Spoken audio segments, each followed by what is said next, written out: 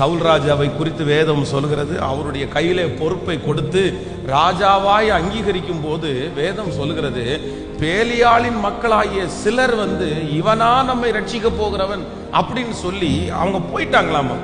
அவனை அங்கீகரிக்கல. ராஜாவா உன்னை நான் அங்கீகரிக்க முடியாது, இவனால என்ன முடியும், இவன் ஒளிஞ்சு ஓடிட்டு கிடக்குறான் அப்படின்னு சிலர் ஏத்துக்கல. அப்ப ஆண்டவரே நம்மளை அப்பாயின்மெண்ட் பண்ணாலும், ஆண்டவரே சில உயர்வுகளை நமக்கு தந்தாலும் எல்லாரும் நம்மளை ஏத்துக்குவாங்க, எல்லாரும் நம்மளை அங்கீகரிப்பாங்கன்னு சொல்ல முடியாது. உங்களுடைய வேலை ஸ்தலத்திலே இருக்கிற 50 பேர் வேலை பார்க்கறாங்கன்னா 50 பேரும் உங்களை அதிகாரியா ஏத்துக்க முடியாது. மேனேஜர் கொடுக்கிற பொறுப்புல 50 பேரும் கைத்தட்டி உங்களுக்கு சந்தோஷப்படுத்த முடியாது. அங்கேயே ஏற்றுக்கொள்ளாத 2 பேர் கண்டிப்பா இருப்பாங்க, அங்கேயே ஏற்றுக்கொள்ள முடியாத 10 பேர் இருப்பாங்க. ஆனா ஆண்டவருடைய பிள்ளைகள் அதெல்லாம் பார்த்து சோர்ந்து போகாம, என்னை இந்த இடத்துல வச்சவர் கர்த்தர், என்னை கொண்டு வந்தவர் கர்த்தர், நான்